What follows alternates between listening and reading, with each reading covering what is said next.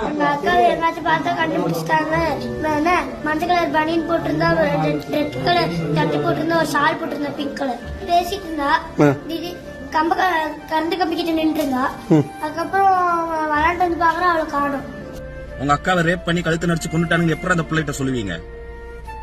2 அமைச்சருங்க, 7 எம்எல்ஏங்க அந்த ஊர்ல, 2000 பேர் அங்க போராட்டம் பண்ணிட்டு இருக்காங்க. ஒருத்தனும் வந்து எட்டி பாக்கல. எங்க ரீல்ஸ் போட்டு புடிங்கிட்டு இருக்கீங்க?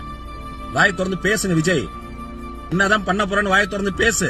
ஒரு பிரஸ் மீட்ட கூட, பதவி எடுத்து 20 நாள் ஆக போகுது, ஒரு பிரஸ் மீட்ட கூட. மேகதாது அணை பத்தி இத்தனை நாள் வாய் திறக்காத கர்நாடகா இன்னைக்கு தமிழ்நாடோட பர்மிஷனே எங்களுக்கு தேவையில்ல, நாங்க அடிக்கல் நட போறோம்ங்கிறாங்க. தயவு செய்து வாய் திறந்து பேசு, என்ன பண்ண போறோம்னு சொல்லு விஜய். மேகதாது அணை கட்டினாங்கன்னா காவேரி பெல்ட்டே முடிஞ்சு.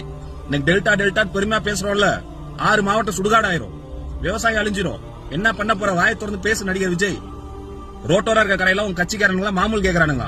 என்ன பண்ண போறீங்க? வாய் திறந்து பேசுங்க. இந்த வெய காலத்துல பல மாவட்டத்துல 4 மணி நேரம் 8 மணி நேரம் மக்கள் கரண்ட் இல்லாம தவிக்கிறாங்க. என்னதான் பண்ண போறீங்க? வாய் திறந்து பேசுங்க.